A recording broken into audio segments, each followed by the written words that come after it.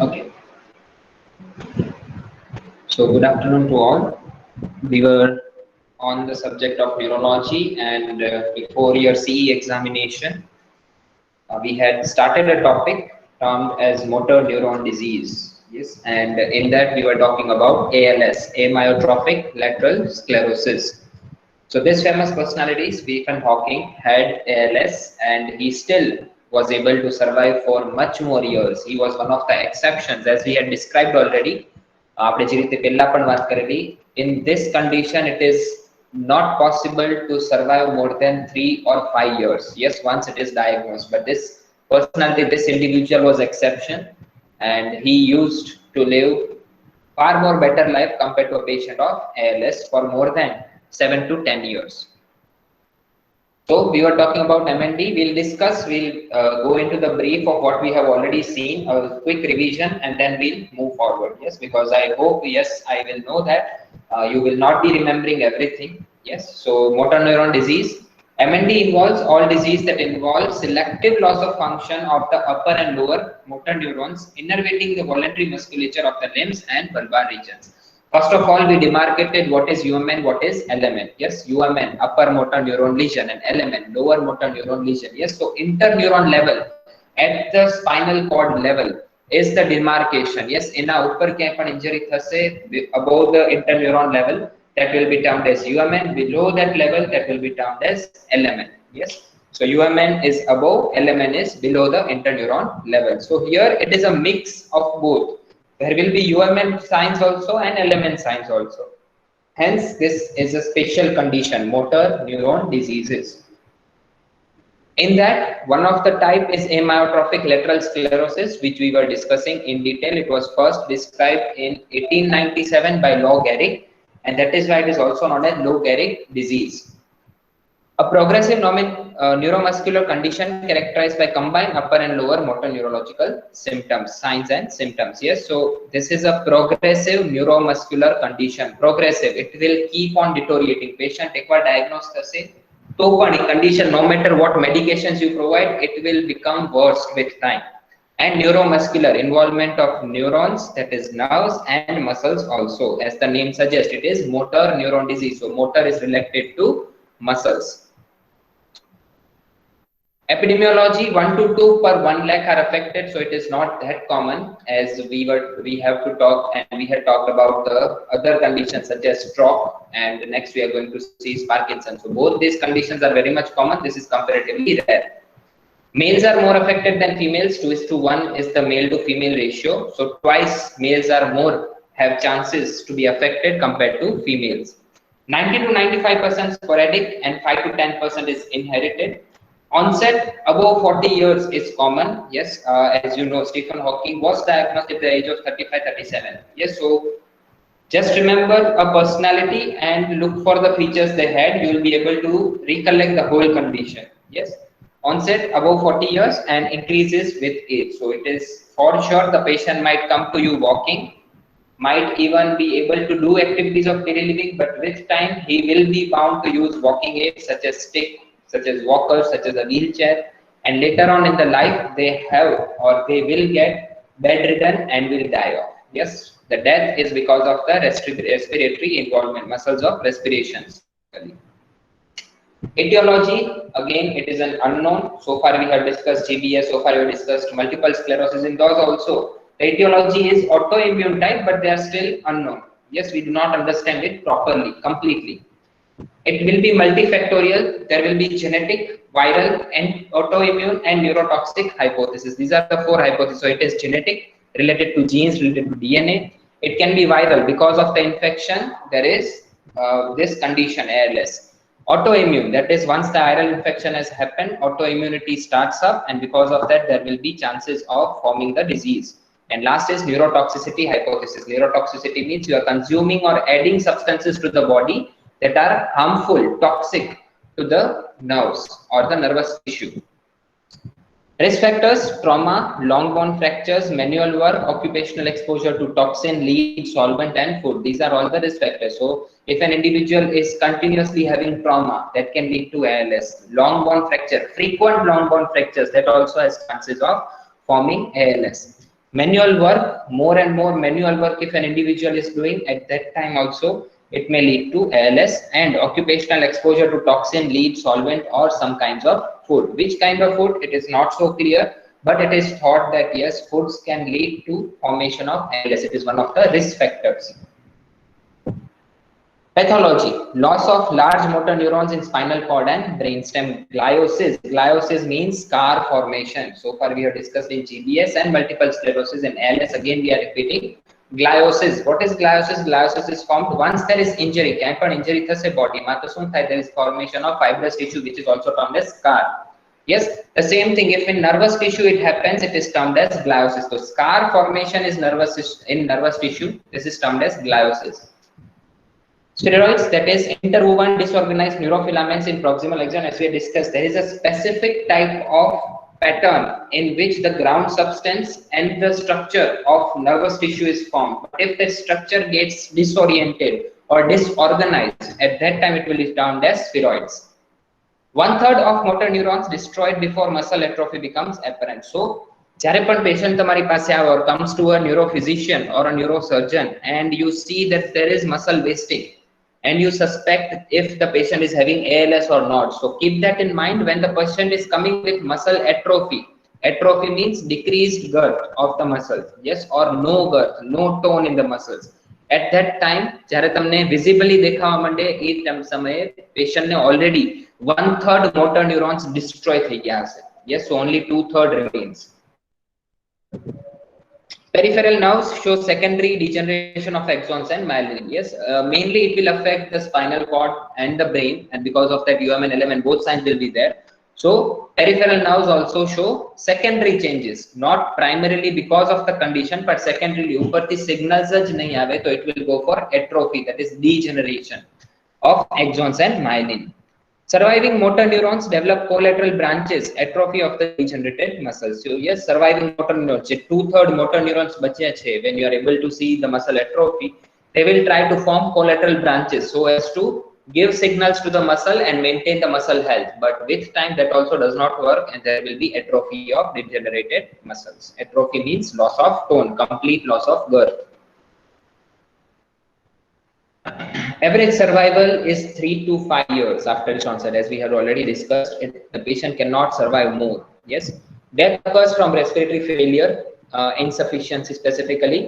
Bulbar onset, worst prognosis. Bulbar onset, again when you hear the word bulbar, lower 4 cranial nerves are to be suspected. 9, 10, 11, 12 cranial nerves, they will be hampered.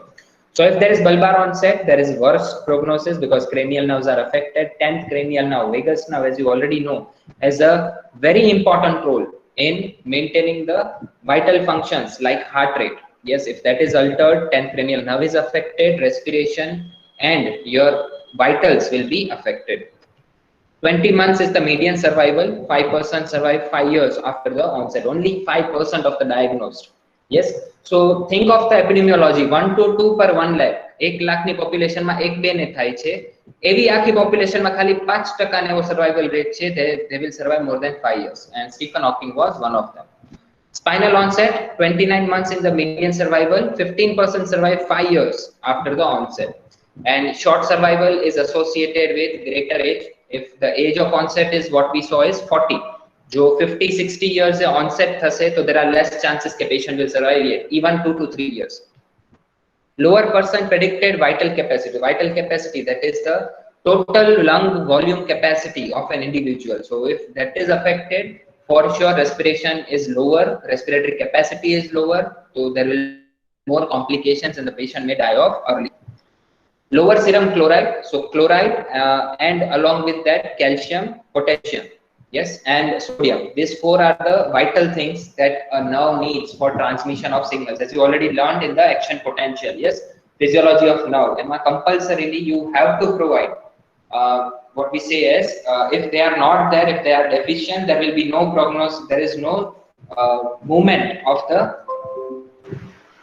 nerve impulses, and because of this, there will be short lifespan of an individual, because nerves itself are affected. They cannot transmit signals. जो signals transmit ना થાય, nerves are the main channel. They are the wires of the body. Yes, brain ने काय पण काम करવું હોય, करावવું હોય. Yes, you want to make a fist or anything, it has to send signals through nerves. But if that is not possible, signals નથી જતા, wire is cut off somewhere, or it is not able to propagate because of any reason, at that time 100% you will not be able to motor activities, and slow and steadily the muscles also get degenerated, and when it affects the respiratory muscles, you or the patient will die off. And greater weight loss associated with other conditions, say for example infection. Because of infection there is greater weight loss. Infection along with ALS will be deadly, so the lifespan will be reduced. Poorer prognosis for survival, clinical increasing age. If the patient is increasing in age, that is non-modifiable again. Yes, you keep on increasing in age, so that is a poor prognosis for survival. Prominent weight loss, as we already talked. Short term from onset to diagnosis. So onset to diagnosis, whenever you have fever, on the first day you do not go to the doctor. Yes, you try home remedies, you try taking paracetamol, you try to move this fever or the sign as much as possible to you. Yes, but if 610, then emergency you will go to the doctor. Yes, so if symptoms are severe, tamara symptoms so severe hoy, then in hurriedly you will go to the doctor and get diagnosed. So this is the main thing. If patient is coming after the onset within 2 to 3 days, because the symptoms are so worse, and means it is severe type of ALS. Yes, severe type of ALS che ena mate there is chances that the patient will die in that condition only, or it will get worse over time. As we had already discussed, is a progressive condition and we do not have treatment for it. Yes, no proper treatment for ALS specific. We can treat symptoms, but we cannot treat the condition itself. Rapid rate of strength and respiratory loss during 6 months after the diagnosis. So after diagnosis, if the strength and you can say expansion, forced vital capacity is affected at that time, there are chances the patient will die early, because the muscles are not so strong, respiration will become low over time, and because of that the patient will not be able to survive. Respiratory failure and no gastrotomy. Gastrotomy is specifically done for feeding purposes. If the nutrition is not provided appropriately, of course the patient's body will not be able to fight, and because of this there will be chances the patient will die. Laboratory, if we see, poor pulmonary function, as we already discussed, forced vital capacity, more specific, serum chloride falling, or relation to poor nutrition. So gastrotomy, nutrition and chloride and other even things like sodium, like potassium, they are at most important for nerve impulses. If they are not present, the nerves will not be able to transmit signals, and once they are not able to transmit signal, the body will become weak, and it is more prone to get the patient is more prone to get death early. After that, EMG and NCV. So compound motor action potential will be low. So motor action potential, so action potential produced in the muscles. Yes, the same physiology that we have learned in your physiology first and second semester, the same thing. The action potential level will be reduced, and because of this there are chances the patient will not react. The muscle is not reacting to the nerve impulses, and because of this the muscles will get atrophied. Homogeneous deletion of SMN2 gene 5. So this is something related to genetic studies, and it has been found that SMN2 gene 5 is related. Yes, so if it is present, it is more common in sporadic ALS, and survival time is 2 years shorter. So it is more severe. If genetically altered it is, as we already talked about the theories through which we can explain, one of them was genetic theory. Yes, in the last slide that we described. In the etiology, yes, genetic, viral, autoimmune and neurotoxic hypothesis. So in that, the first thing was genetic. So if the same gene is affected over time, there are chances the patient will survive less compared to others. Those genes are not altered. Clinical presentation, UMN and LMN, both signs will be there. UMN means weakness, spasticity, hyperreflexia, extensor plantar. Extensor plantar is Babinski sign positive. LMN sign, weakness will be there, wasting will be there, and fasciculation is there. Fasciculation is nothing but too much weak the muscle is, that even without providing any neural stimulation, nerves muscle ne stimulate nahi kare to पण contract થવા માંડશે. is fasciculation. Because of the weakness, the muscle tries to contract, even with the smallest amount of sensory input. No sphincter or sexual disturbances, cerebellar signs, sensory changes, cognitive changes, oculomotor dysfunctions, and autonomic nervous. As we had already told, any of this is present, this is a sign that this is not ALS. Yes, that is major thing. You need to remember these are not involved at all. There will be no sexual dysfunction, no cerebellar sign, no sensory changes, no cognitive changes, no oculomotor dysfunction, no autonomic nervous system dysfunction. This will all be null. If any of this is affected, that means it is not ALS, it is some other condition that you are misdiagnosing or a physician has misdiagnosed. Yes. Okay, cachexia. This is a general state of ill health involved marked weight loss. Yes, that is what we have already discussed. I hope everyone is noting the terms because you will not be able to find the meaning so easily. So if you are noting it down, that is better for you. I might even ask for the same things. What is cachexia? Which are the conditions in which you see cachexia? Yes, so you'll have to describe ALS and other condition. Even in stroke, you see cachexia. So in those conditions, you need to tell me why you see that and which are the conditions. You have to describe the conditions also. Yes. So this is the diagnostic features and diagnostic signs.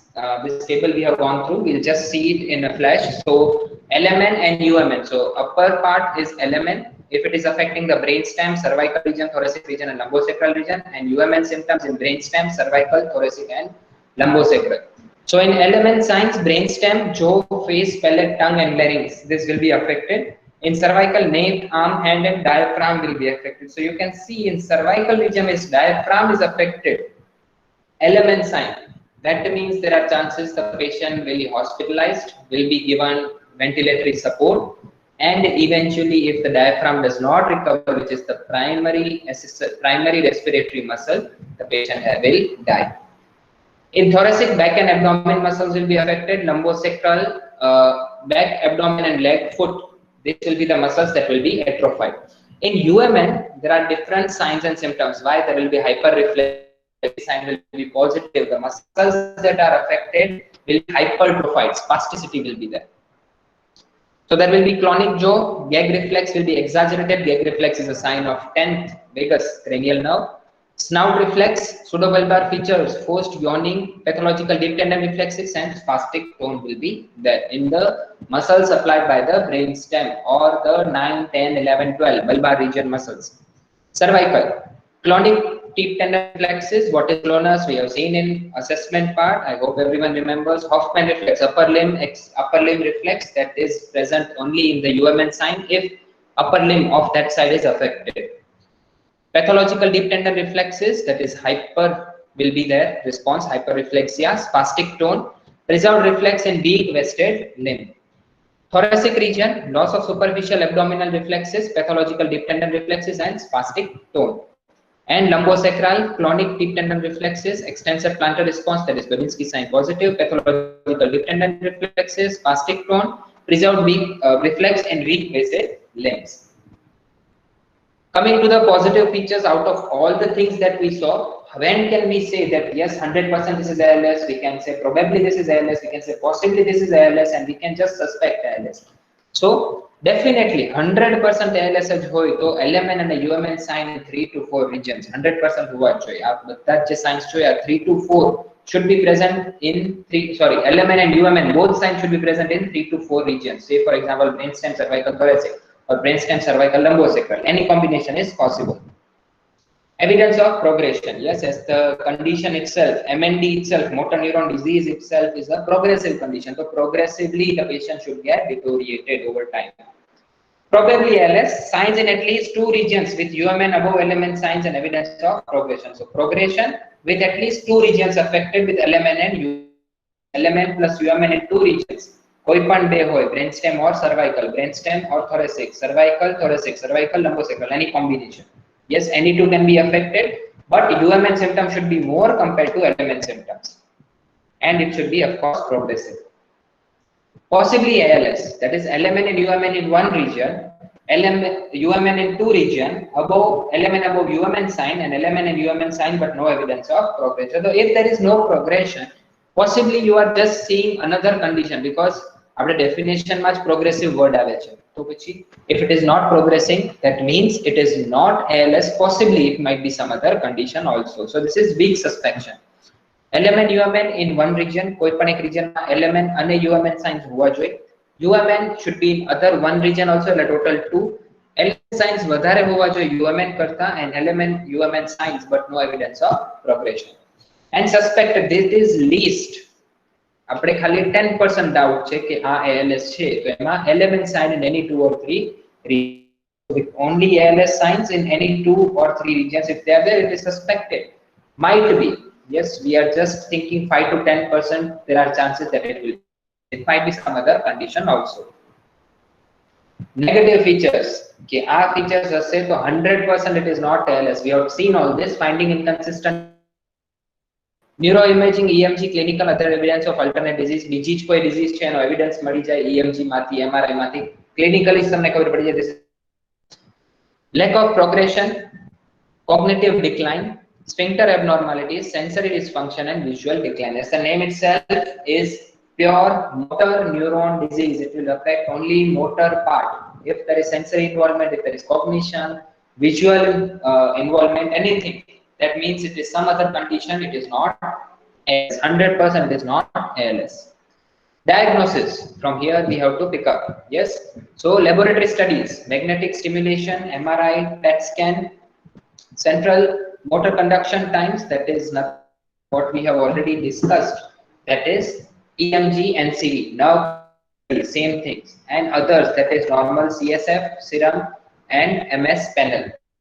A specific test used for genetic transcripting of the genes and finding any abnormality, nothing else. Yes, so these are the laboratory diagnoses that we go through. What is the treatment?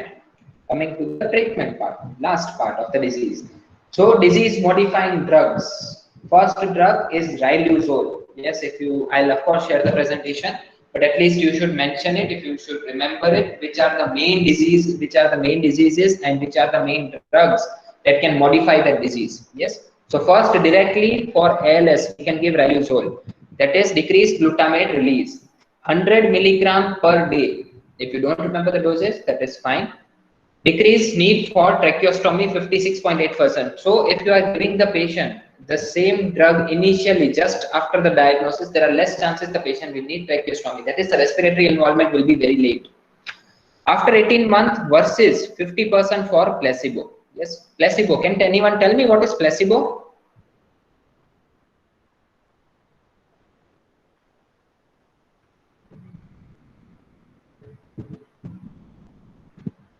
What is placebo? Heard the term? સાંભળેલું છે? What is placebo?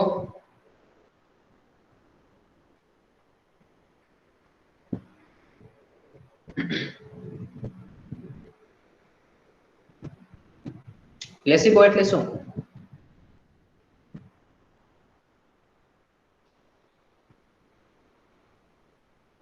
Yes, you can unmute yourself or write in the chat.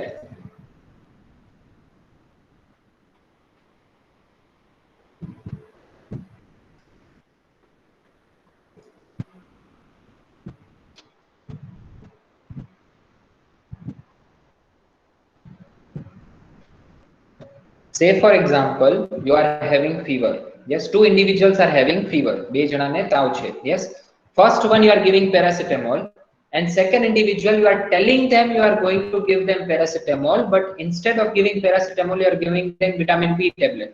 That is not having any effect on fever.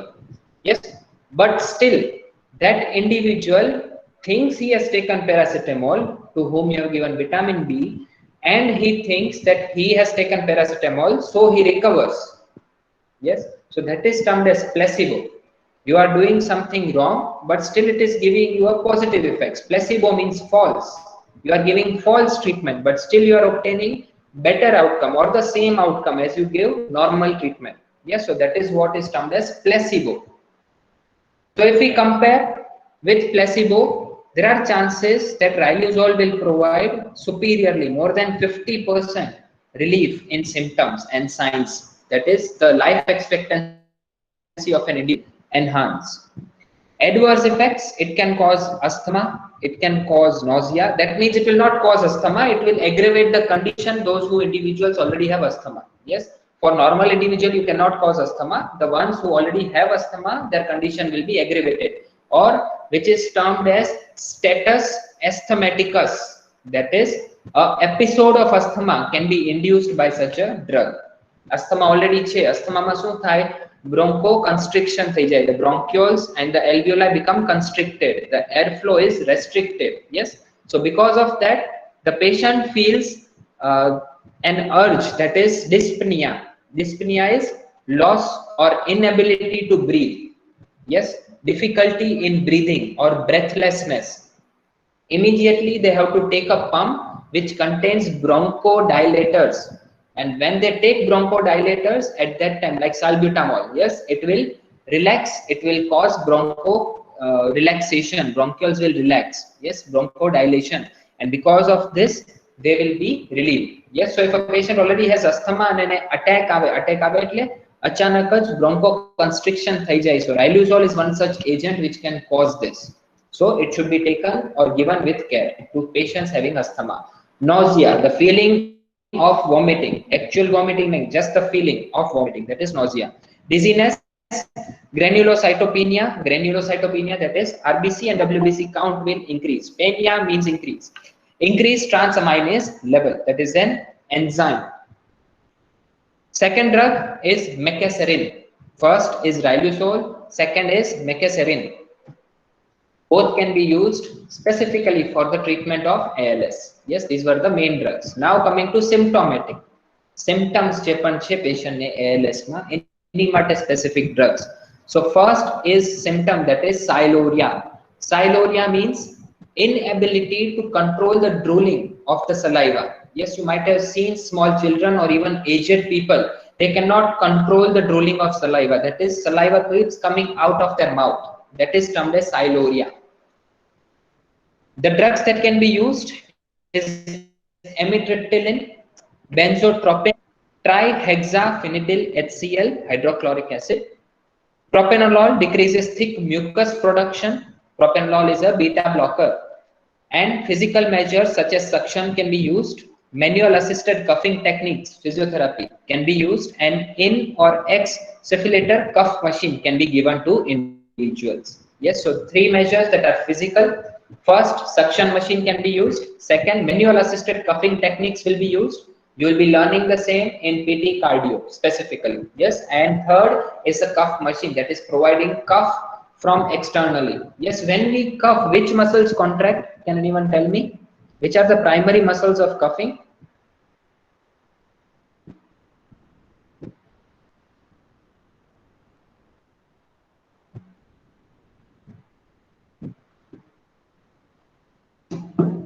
Primary muscles of cuffing. Yes. When you cuff, which muscles contract? Diaphragm. Not diaphragm, it is specifically abdomen.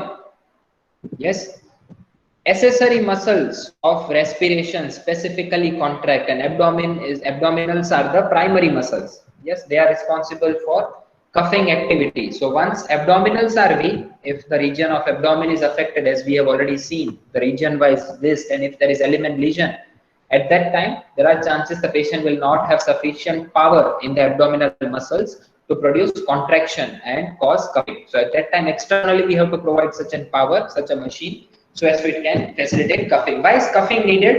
Cuffing શું કામ કરવું જોઈએ? Why it is so vital? Cuffing ની શું જરૂર છે? Can we not survive without cuffing?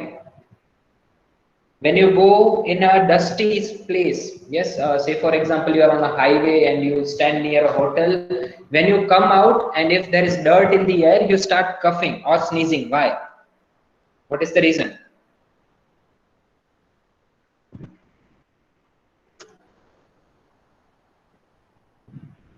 શું કરવાને કફ આવે તરત જ, or શું કરવાને you feel like sneezing. Why does that happen? There are two main things. The first and most important is to prevent microorganisms or dust particles, or to say overall foreign bodies entering into your respiratory system.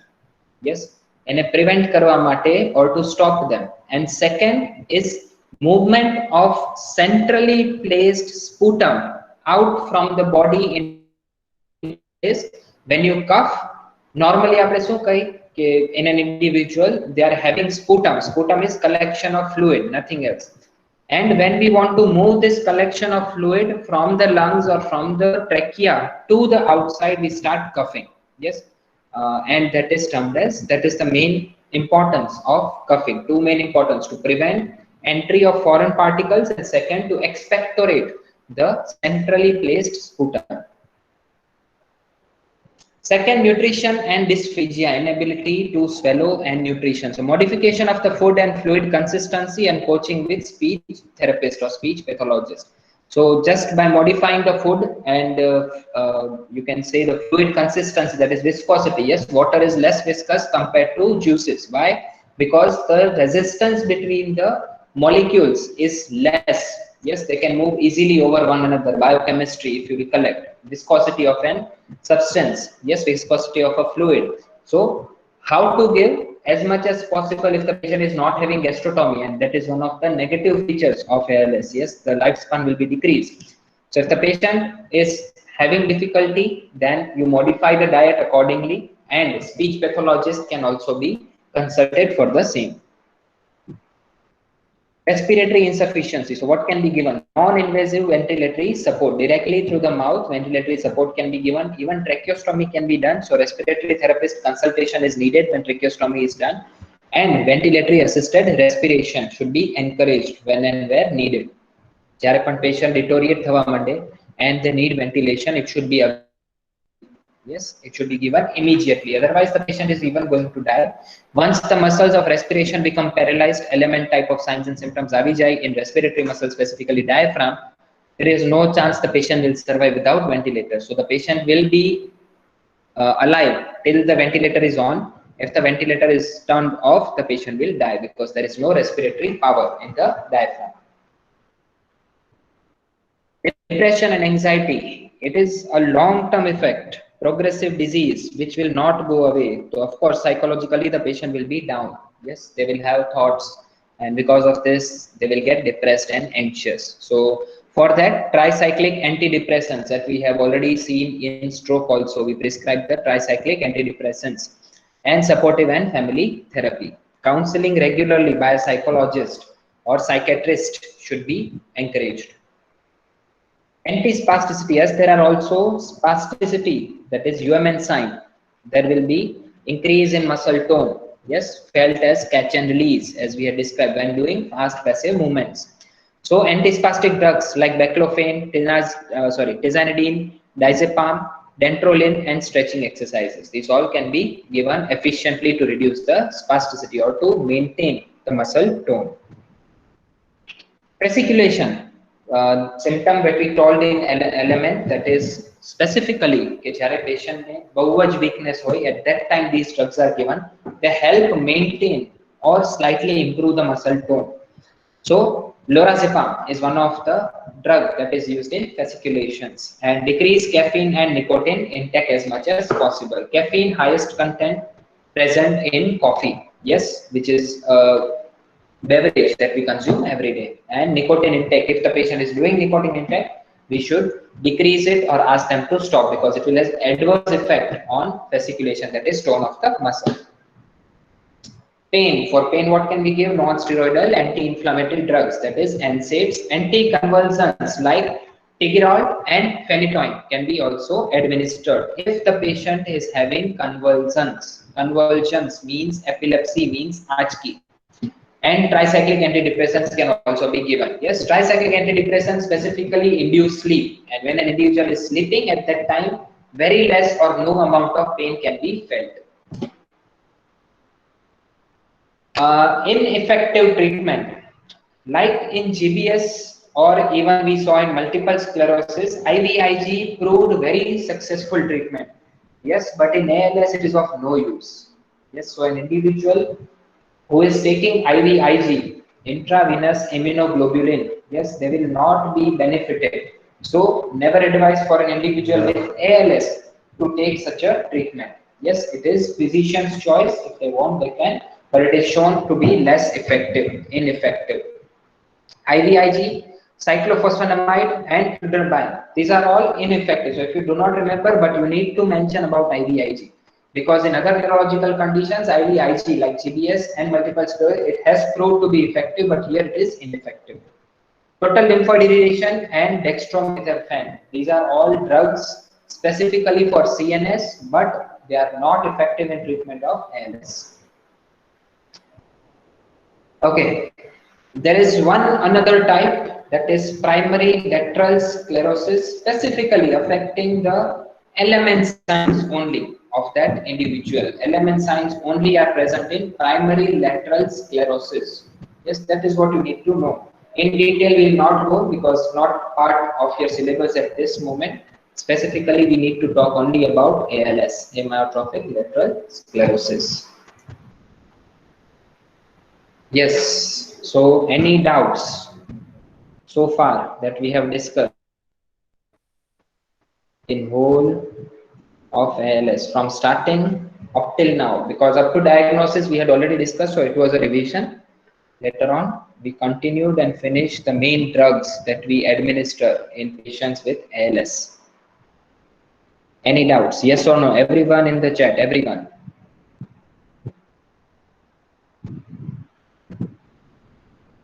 Reply with a yes or no. You can unmute yourself if you have doubt and let me know.